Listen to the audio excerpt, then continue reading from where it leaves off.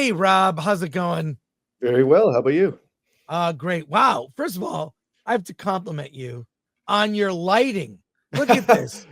Like, look at this. The sort of Wow. backlit here. You look like you're in a screening. Do you have a room. home theater? Yeah, this is a home build. Oh my Wow. God. It's amazing. Thank you. Wow. Great job. I love it. And the light on you got the light on the back of your head. It looks That's like all you're doing- accidental, I swear. okay, it looks like you're doing an AMC in theater ad here. But tell us about your movie, This Too Shall Pass. Yeah, I came from the genre world. My previous movie was a movie called Harpoon in 2019 that you guys said very kind things about. But that was about, three people stuck in a boat trying to eat each other. And then, COVID hit and I couldn't figure out what to do next. And it was through conversations with a dying father of cancer about, wanting to do my version of a Dazed Confused or Stand By Me, a coming of age that kind of has referential to all the great John Hughes movies that I grew up loving. And, it was that motivation that kicked me in the butt to do a U-turn from genre into the dramatic or comedic world. And that's kind of where this movie came from. Well, I love that the film is inspired by that genre, that era of why do they not make movies like that now that are honest? They really feel like the reason they can't make them these days, or the studios can't make them, is because to make those things have to ring true. That's why I felt like the John Hughes movies, whatever you think of them, you knew people, Breakfast Club, you knew a guy like that. You knew a stoner. You knew this person. You knew the nerd. I mean, like there were stereotypes, yes, but they existed in high school. And absolutely. Yeah, well, and I think John Hughes also found something interesting where, he was using teenagers, but all this, like the stuff they're talking about is still stuff as, I'm 40 years old now and going through my midlife crisis, and I'm still thinking about the same stuff, that the kids in Breakfast Club were. It's very like existential dread. I think that's kind of a common theme for teenagers and for adults, no matter where you are at what stage in life. But as to why they don't get made now, I think studios are scared of a room of teenagers sitting and talking, and where's the explosions? Maybe I'm not sure. That's a tough pitch for them, I guess, to be like, well, where's the momentum? Because a lot of those older stories, you could go back to even American Graffiti, which was an older one done by the creator of Star Wars, but there's not really a plot. It's teenagers just going from scene to scene, worrying about what's next in life. So I wish they would make more. I mean, I think the last one that everyone talks about is maybe like Perks of Being a Wallflower or something like that, but who knows? It kind of kicks back against a bit of puritanical life, and maybe Euphoria actually maybe does it well, but that's the extreme other end where it's like that doesn't seem realistic either. So it's a bit of a strange zone to land on. Yeah, they don't really make the teen sex comedy. There's also a genre that's dead. It really is not a genre. Like they're not talking about a Zapped reboot with Scott Baio. I mean, you could do Zapped. He gets a superpower and uses it to see boobs. I could see that happening in real life. That's weird science, Porky's, like all those are right. And Porky's dealt with anti-Semitism. People forget there were serious themes in Porky's and women taking showers. Let's take a look at your the trailer for your movie here, and we'll talk about it on the back end. Here we go. This Too Shall Pass. Being a Mormon, you aren't supposed to be doing like any of this, right? Correct. Did you take something? No. What is that smell? No! Simon! You're not grounded or anything, though, right? You guys should have kept a better eye on me. Oh, I'll give you Shelly's number. Sure. Hey, Shelly, hi. I'm packing. Where are you going? My grandparents' place in Ottawa. Shelly wants us to come to Ottawa. Wait, what? Yes. I love Canada! I love Canada! Simon? Hi, Shelly. Hi. Hey, dude, how are you? Actually, we came to Ottawa. You guys are in Ottawa? Yeah, I thought it might be cool to hang. With who? With you? She never invited us, did she? She said Ottawa would be more fun with me here than without. Well, sometimes we say things figuratively. Shut Not really. We each steal one salad outside, buy tickets home. That's never gonna work. What? That is so so obvious. What are you lovely ladies up to this evening? We're actually house sitting my aunt's. You could come over there instead. Yes, please. Hi. How do you guys like Canada so far? We were mugged last night. Yeah, and this asshole attacked me at the Are bar. Canadians not very nice? That's like our thing. This entire trip, I've been waiting on your dare to be great moment. Who said that? John Cusack. Say anything? Boombox above the head? So this is it then, right? This is the real Simon, pretending to be John Cusack. Do you just not like these grand gestures when I do them, or do you not like them when John Cusack does them? John Cusack didn't have it planned out. That wasn't manufactured. It was a freaking movie, Misty. Of course it was manufactured. Then change your script. Hey! Sorry, I just feel like I get depressed when I think about everybody's grand plans. Gotta be realistic. You know we're teenagers. We're allowed to be unrealistic.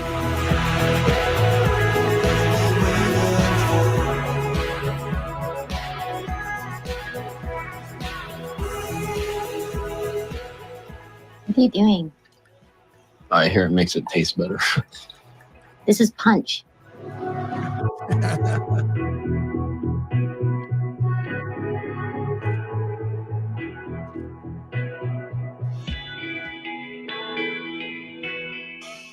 Damn, that is a killer soundtrack Yeah. there. How'd you get those? How did you get, I mean, New Order, The Cure? Like, that's amazing. Yeah, it all started. We have a wonderful music supervisor named Natasha Dupree who knew that we couldn't afford any of them. And a lot of them were written into the script as well. So I don't know how she came up with the strategy, but she went to The Cure first because we needed the artwork for the album cover in the movie. And I guess because Robert Smith is such a sweetheart, they gave us such a killer deal that set the precedent for every other artist to be like, well, if The Cure charged that, we can't charge much more. So we had like this amazing deal for all these guys. And then The other thing, Sorry, I'm Alan. looking at that trailer and I'm like, they don't make movies like this anymore. I mean, Yeah. was it tough getting it greenlit, or did you have a team that just fully bought into, let's harken back to the past, the oldies and greaties of the past? Yeah, it was weird because like my momentum from my last movie kind of all died when we hit COVID and lockdown and stuff. And then I wrote this in tandem with the main character is actually based on one of the producers. He really grew up in the Mormon church and did this crazy weekend. And so when I was writing, he had access to some like private equity that started the momentum, and then Telefilm Canada, who's like our national film board, got wind of the script. They came on board, and then that kind of rolled the ball. So it was just like one small piece after another where I guess, and then when going to casting, I guess, yeah, these teenage actors weren't getting scripts like this at all anymore either. So they were all of their teams were like, this is a big opportunity to flex some muscle in a story that we don't get to do. So it's kind of like everyone at the right time was like, yeah, we don't get to do this very often. So let's try and swing for the fences. We've got about 2,000 people watching live. And so we have comments from our audience and questions. Let's go to those comments. Jimmy Francis says, looks fun. Thanks, Jimmy. Sons and Shadows looks solid. I'm game. Davina Duckworth says, when is this movie set? I got a little cheeky with that and left it at late 80s because I stole a few beats from a different between 87 and 89. So there is an NHL playoff game that I wanted to incorporate. I wanted to make sure that Say Anything, which came out in May of 89, was in there. So I tweaked a few moments of the timeline, but late 80s is what I like to say. Yeah. Plus, at that time, Ottawa was a fun place to visit. So, Yeah. RJ Godzilla 81, is this for us 80s kids or kids today?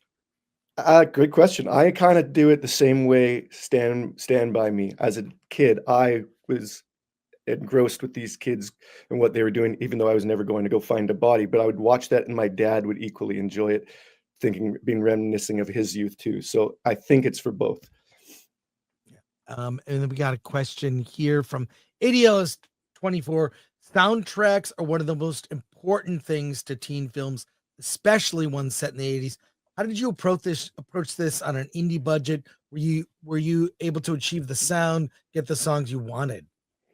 Yeah, that's a two-part. So the two songs I couldn't get were Billy Idol's Dancing with Myself and Springsteen's Born to Run. Those were the two that they no matter what, they're like, no, we need more than money that your budget really allows for. So we had to pivot off those two, unfortunately. But I agree. It's Dazed and Confused. Imagine that movie if the soundtrack wasn't what it is. Like all these movies, same with Stand By Me, with that bubblegum like Buddy soundtrack. Holly. Yeah, while they're marching down the train tracks. It's kind of what you need to set the tone. Because even one of my producers at one time was like, "Oh, maybe we can do recreations," and I'm like, "It did not work for The Great Gatsby. Let's not even go there." It's something that you need to textually put you in the zone. We also had a theme of trying to be like the anti-Stranger Things, where we weren't using a ton of synthy music. This was late 80s. It was nearing, going into early 90s grunge. So we made sure to pick a lot of songs that you wouldn't necessarily hear in your typical neon lights phase, bright colors 80s. Caveat Ty says, how did you gather your crew? My producers. I shoot a lot of stuff out of Calgary, Alberta, where they filmed the first season of The Last of Us, where they shoot a lot of Fargo, a bunch of stuff. So they got really well trained crews. I'm from Vancouver, but it's much better. They got great tax breaks and crews there, and they're more excited about doing indies aside from just the bigger stuff. So that's I rely on my producers to just make sure he brings on the right people, and then I kind of just hope that it all comes together. And Infinity Media Productions for 5 says, Rob and I need to sit and have a chat. I have a couple films like this I want to do. Well, Infinity Media, I'm sure Rob is. How can people follow your work? Are you on Instagram?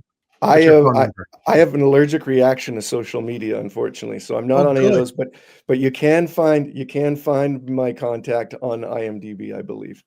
Oh, that's great. Yeah. So, and let's see, Oliver Leveray Frog, who's a member. Hey, Oliver. Do you feel setting films in the past gives you a better aesthetic due to the fact that you have more mechanical devices to create visuals? Yeah. I mean, I think a part of me, anyway, that for me, that a lot of the nostalgia comes back to, I think the world's very complicated right now, whether it is internet, social media, phones, all this stuff. I do think people are like, maybe I don't want to go back to that, but I'd love all these devices that draw and suck away my attention just be turned off for a little bit. So there's something about that where that's at least part of my nostalgia. But the look is very specific, and it helps. Like my memory of the 80s was not the neon lights. It was, tobacco soaked carpets and wood paneled walls. And it's like, there's something about all that texture and those details that just give a bit of a different look compared to what we're seeing now. It was very difficult, however, finding practical locations that still look like that. Some of the location scouting, you'd find a house that was completely looked period appropriate on the outside, but then you go inside and it's a complete reno, and you're like, no, this would have been perfect. But a bunch of locations we found places that had not been touched since the 80s, which was a blessing. Well, it's interesting. Tarantino was asked, what is your favorite era to make films? He's made movies in different time periods. He said anything before cell phones. Yeah, exactly. That was his response. And I would agree. Yeah. ADL is 24, coming from the world of dark comedies and horror. How did your past experiences working in those genres find their way into what is ostensibly a coming of age tale with some religious elements? That's a great question. I grew up in a Roman Catholic Italian household where I still carry a bunch of that Catholic guilt myself. But then I went to a public high school. So my experience for this lead character were very similar in that I had this is real life. And then you kind of go a little bit nuts until you learn to control yourself. But for me, I actually found, as soon as I found out that you can use a lot of the same elements of suspense that you do in horror with the drama in a teenage story, because for them it's life and death, social status, relationships, all this stuff is the most important thing in their lives at these moments. And if you start treating that the same way you would a character who's fighting for their life in a horror movie, it kind of made sense in a lot of ways. And a lot of the scenes get so uncomfortable and so unbearable because this is death for these teens in a lot of these social circumstances. So it was actually a pretty fun transition to flex some of those muscles that I've had learned on the horror side and bring them into the most awkward or humiliating moments for these teenagers' lives in some cases.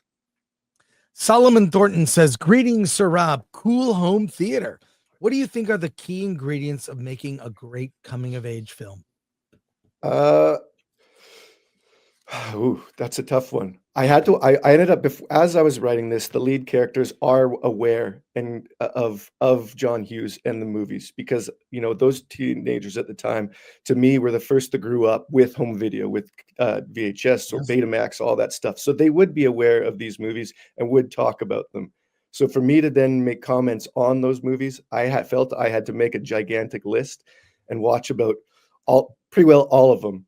And the one thing going back to American Graffiti or Stand By or Dazed and Confused, actually, were probably the two that I'll peak on the moment, is that they're not plot driven so much as they are character driven. Like I said, there's not a ticking clock. There's not a MacGuffin that really gets you from A to B to C to D.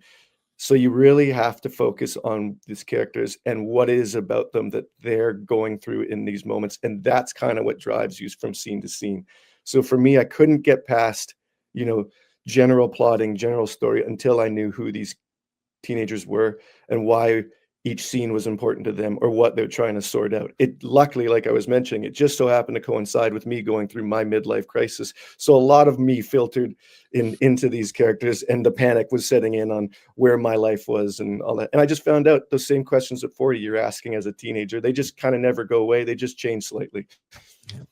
Davina Duckworth, for Rob, did the young cast already know a bit about the 80s, and did Rob and the crew have to train them? It's funny bringing it to the Tarantino line. They love those movies as well because they're not bogged down by the cell phones and all of those details as well. Because I think that going to Tarantino's point, it's like the plots kind of get ruined when you have to explain why someone can't call, why someone doesn't have service, all this stuff. It kind of eliminates all that. But talking with them, I did have to go back to like the 60s one, like the Last Picture Show, like Paper Moon, all these older ones. Obviously, I had to do them. For one of our characters is a cinephile.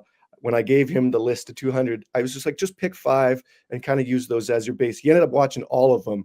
And by the end, you could hear him making recommendations to the rest of the kids, being like, you got to check this one out. This one has this. And it was nice to see that the same feelings and emotions, they're passing it on to the next generation as well. Christopher Moonlight Productions says this looks really good and the casting really stands out. They all seem really talented. How did you find your cast? They'd be good for the movie. Lots of auditions. We had a terrific casting director named Coco Kleppinger out of LA who said when we handed this, I was like, I don't know who we're gonna, put out for this, but the response we got was crazy. Like I mentioned, is because I don't think they're getting a lot of roles like this these days.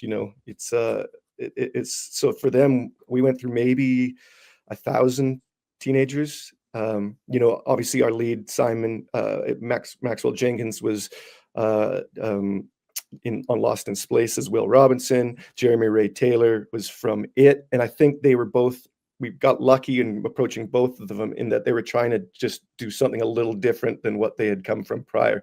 The rest of the roles were all just auditions and tapes that were submitted to us that we went through, like I said, almost 1,000 teenagers to find the right fit. Because once you start having one, then you start having to put the puzzle pieces about, okay, will this go right with this one? Then once that one's cast, okay, let's have that person read against some of the female leads that we're thinking about casting, see if there's a route. So it was about a 6-month process to get all the right ones. And then we had a week of rehearsals beforehand where all I did was put them in a room in their separate cliques so that they'd build a rapport, so that by the time you get to set, they've already got a shorthand with each other. And then, it feels like they're friends for real.